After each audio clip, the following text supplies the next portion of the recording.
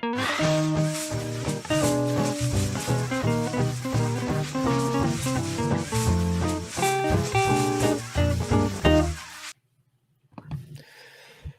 parti. Voilà, donc je vous ai dit vouloir m'attarder, ce soir sur les biais cognitifs de la pensée matérialiste. C'est en fait un essai, qu'on avait, coécrit, Philippe Guillemant et moi, qui a été publié dans un premier temps sur le blog de Philippe et que Philippe a intégré sous la forme d'un chapitre de son dernier bouquin, Le grand virage de l'humanité. Voilà. Alors un biais cognitif, c'est quoi déjà? C'est une distorsion dans le processus de la pensée et il entraîne avec lui un manque de discernement qui va se traduire par une déviation systématique de la perception du réel en direction de l'irréel. C'est quelque chose qui est assez bien connu en psychologie ou en sciences cognitives et leur existence, elle a été particulièrement popularisée à juste titre au départ par les mouvements sceptiques ou zététiques pour dénoncer la tendance du public à croire un peu trop naïvement dans les allégations du paranormal et autres phénomènes inexpliqués. Mais il s'en est toutefois suivi une récupération tendancieuse dans la mesure où ces biais sont, dans les faits, instrumentalisés pour servir une idéologie matérialiste à laquelle ces mouvements font généralement allégeance. Et cette instrumentalisation qui consiste pour les esthéticiens à faire passer ce qu'ils appellent les croyants pour des personnes dont le cerveau serait plus biaisé que le leur, elle doit être signalée parce qu'il n'y a aucune étude qui spécifie que telle ou telle croyance soit plus sujette à ces biais cognitifs qu'une autre. Mais bon, plutôt que de dénoncer cette instrumentalisation de résultats scientifiques, je vais plutôt m'attacher ici à rétablir un équilibre en quelque sorte en signalant l'existence de biais cognitifs de la pensée matérialiste elle-même, et qui sont en général systématiquement utilisés dès qu'il s'agit de nier les hypothèses du libre arbitre ou de la conscience en dehors du cerveau ou des processus téléologiques, c'est-à-dire qui mettent en cause une finalité, ou encore l'existence de l'âme, j'entends en tant qu'extension immatérielle du corps. Bref, d'une manière générale, un peu tout ce qui peut faire penser de près ou de loin à de la spiritualité, de l'occultisme ou de l'ésotérisme. Alors c'est en principe le doute scientifique qui est invoqué pour principe de leur démarche, mais à bien y regarder, ça n'en fait généralement et pour le moins que du scepticisme orienté contre ces hypothèses qu'ils rejettent purement et simplement, et ce sur une base de croyances réductionnistes bien ancrées, et qui les conduisent donc à refuser d'intégrer, d'interpréter et même de comprendre les progrès de la science en faveur d'hypothèses non matérialistes. Et entre nous, ils adoptent pour le coup, et paradoxalement, le même genre d'attitude que celle des religieux à l'époque où la science commençait à révéler des faits contraires aux croyances théologiques. Et comble du paradoxe, en rejetant toute idée de transcendance pour ne pas faire apparaître le spectre d'un quelconque Dieu créateur, ils en viennent inconsciemment à créer leur propre Dieu en la personne du hasard, seul autorisé à pouvoir déterminer le cours des événements en dehors de lois physiques déterministes, c'est-à-dire des équations. Bon, alors j'aurais pas le temps ici de développer chacun de ces biais dont la liste n'est d'ailleurs pas exhaustive. Je vais simplement les évoquer brièvement et puis je vous renvoie pour plus de détails et puis des exemples associés aussi à l'article qui est en ligne ou donc au chapitre 6 du Grand virage de l'humanité de Philippe Guillemant. Je vous mettrai les références en fin de présentation. Alors pour ce qui est des biais cognitifs les plus classiques qu'on peut répertorier, il y a les raisonnements circulaires, à savoir que ce qu'on cherche à réfuter par la démonstration est déjà rendu impossible par les hypothèses ou postulats de départ. On a les jugements autoritaires, alors là on décrète carrément de manière inflexible une hypothèse comme irrecevable, et puis en l'absence d'arguments, on n'hésite pas à la combattre violemment. On a aussi les pétitions de principe. On considère comme établi quelque chose qui n'est qu'un modèle réfutable, voire déjà réfuté, mais devenu une croyance. Et donc, du coup, les croyances inconscientes, on se refuse inconsciemment à penser dans un autre paradigme. Ou encore les projections inconscientes, c'est un problème bien connu en psychologie, à savoir qu'on projette sur ceux qui ont des idées contraires aux nôtres ou simplement jugées naïves, les erreurs ou les naïvetés dont on est soi-même inconsciemment victime. Il y a aussi la confusion entre foi et croyance. Parce que la foi, c'est quelque chose qui ne relève pas du mental, mais plus d'une conviction profonde fondée sur l'intuition ou l'émotion, donc par définition non rationalisable. Et les scientistes reprochent à ceux qui ont la foi d'avoir des croyances, ce qui n'a pas de sens, parce qu'une croyance, c'est un choix mental, pas la foi. Bon, alors on en arrive au point aveugle de la science. Alors celui-là, je vais peut-être m'y attarder un petit peu, parce qu'il est largement méconnu, y compris des scientifiques, les plus brillants d'ailleurs, alors qu'il est très important parce qu'il renvoie aux bases épistémologiques de la science moderne, c'est-à-dire la méthode de production de la connaissance. On l'appelle le point aveugle par analogie avec celui qu'on sait exister dans l'œil humain, à savoir que c'est une zone dans le tableau dressé par la science que non seulement nous ne voyons pas, mais que nous ignorons que nous ne voyons pas. Et il tient en fait dans le processus d'objectivation sur lequel est construite la méthode scientifique, qui, par construction, donc par choix, par souci d'efficacité, ignore le point de vue, la situation, le ressenti de celui qui accède à la connaissance scientifique.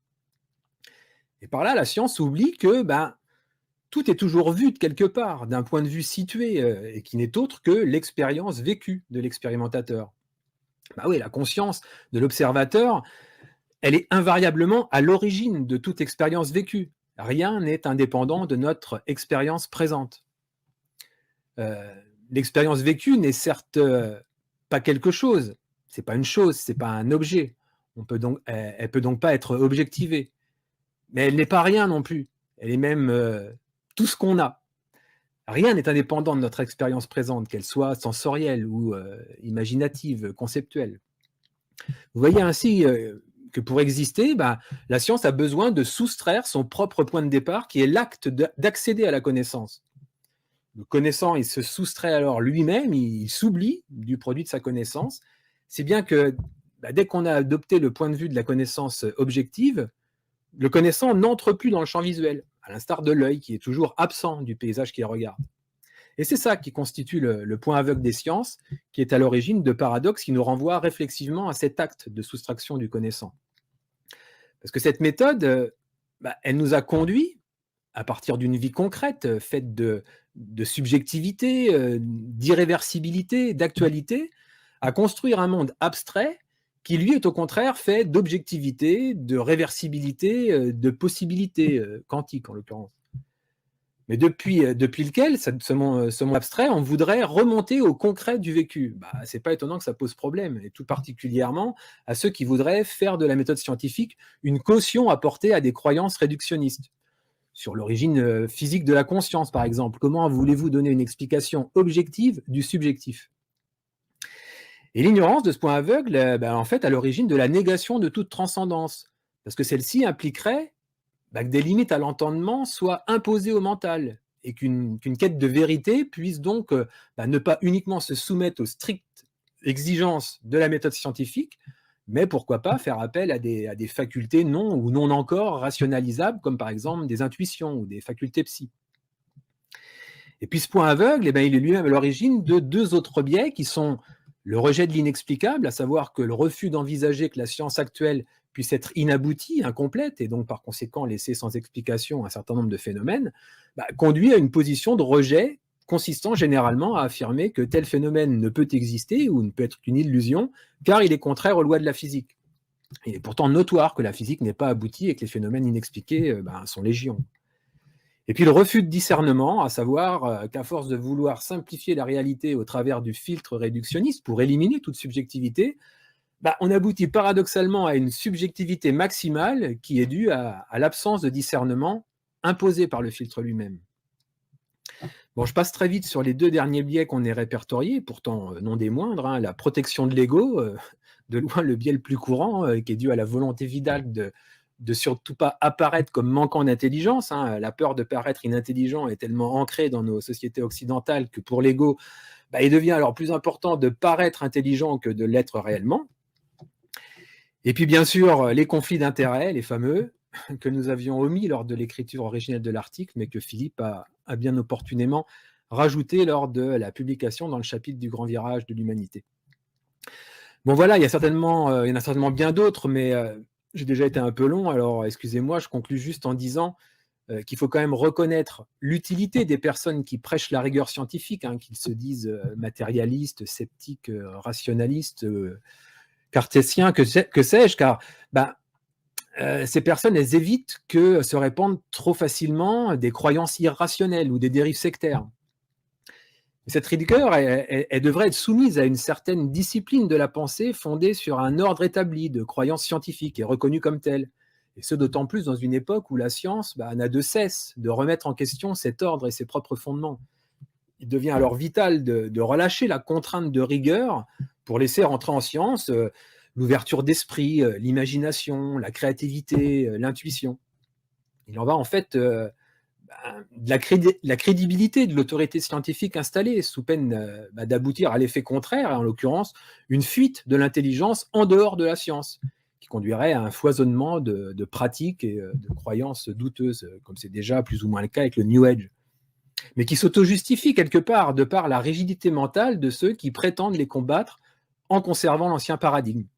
Un cercle vicieux donc. Et pour revenir à un cercle vertueux, il conviendrait juste de remarquer que ce ne sont pas les vrais scientifiques qui ont des raisons de s'opposer à l'évolution de la pensée vers un nouveau paradigme, car il est dans leur nature à eux de bouleverser la pensée. Non, le problème vient essentiellement des pseudo-scientifiques qui constituent la masse des numéros 10, là, ceux qui sont biaisés par leur ego, et qui jouent un rôle d'épouvantail en dissuadant les vrais scientifiques d'investir les domaines de recherche potentiels qui seraient susceptibles de conduire la science vers ce nouveau paradigme, dont l'humanité a bien besoin pour sortir du parc de la pensée que la pseudoscience matérialiste a érigé et qui est devenu bien trop étroit et aliénant. Voilà, je vous remercie de votre attention. Je vous laisse avec ces références pour ceux qui veulent voir ça d'un petit peu plus près. Voilà, merci à tous.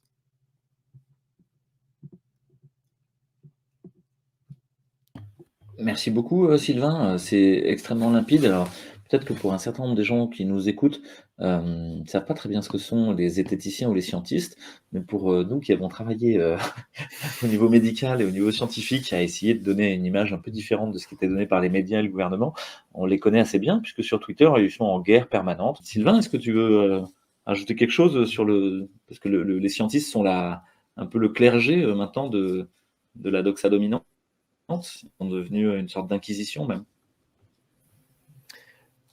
Ouais, c'est ce que j'évoquais un petit peu dans la présentation tout à l'heure, c'est qu'en fait, la science est devenue un dogme en fait qui a remplacé en fait la religion avant justement l'avènement de la science moderne, hein, qui s'est construit justement par opposition à cette religion, mais qui a reproduit exactement les mêmes dogmes. Enfin, c'est pas les mêmes dogmes, mais c'est d'autres dogmes en fait qui sont devenus cette nouvelle vérité qu'il faut absolument suivre. Et ils ont même créé un dieu qui s'appelle le hasard, et qui est le seul autorisé à pouvoir déterminer le cours des événements en dehors des équations, parce que... Ouais, je crois que c'est important que les gens l'entendent, c'est que chez les gens qui se revendiquent le plus de la science et d'un modèle déterministe, où il y aurait des causes et des conséquences, et tout serait bien calculable, comme des boules de billard qui s'entrechoquent et où on aurait toutes les trajectoires, et ben, il y a toujours un moment où il y a des choses qui rentrent pas dans le cadre, et dans ce cas-là, ils disent « c'est le hasard ». Et donc, on a à la fois le déterminisme comme clé de voûte de l'ensemble du système, et puis de l'autre côté, le hasard, qui, non, on n'est pas déterministe, quoi. Et donc, il y a une incohérence dès le départ, en fait, dans la profession de foi du scientisme. Alors, tout à fait. Donc, déjà, il y a effectivement cette incohérence. Et puis, et donc, justement, tellement c'est incohérent, il est déjà démontré désormais, ça c'est Philippe Guillemant qui l'a fait, sur des études justement du billard que tu viens d'évoquer, qui est vraiment le modèle déterministe a priori par excellence, les boules s'entrechoquent, et si on connaît exactement la position des boules, on est capable exactement de prévoir quel va être l'avenir du billard, le futur du billard, en fait, et ben non, Philippe Guillemant, il a montré que non, il arrive un moment, en fait, parce que justement, la quantité d'informations, elle est limitée dans l'univers, et donc on ne peut pas définir exactement quelle est la position des boules. Et il arrive un moment, en fait, où le billard devient libre. C'est-à-dire que les boules, elles peuvent être à peu près n'importe où, quoi. Et donc, il faut quelque part rajouter de l'information, quoi, en fait, quoi, pour que le billard, il ait une seule et unique destinée, quoi, en fait. C'est-à-dire qu'il ait un chemin unique. Et donc, même le billard, il n'est pas déterministe, quoi, en fait, quoi. Il a besoin encore d'autres informations, quoi, pour pouvoir avoir un parcours, quoi, déterminé, quoi. Merci Sylvain. C'est assez heureux parce que si le monde n'est pas déterministe, ça veut dire que des bifurcations peuvent s'ouvrir de manière complètement imprévue. Je crois que nous en sommes une. Le rock pré-apocalyptique post-capitaliste en est une aussi. Donc je vous propose d'aller goûter avec Nikita Aucun complot. On va essayer que le son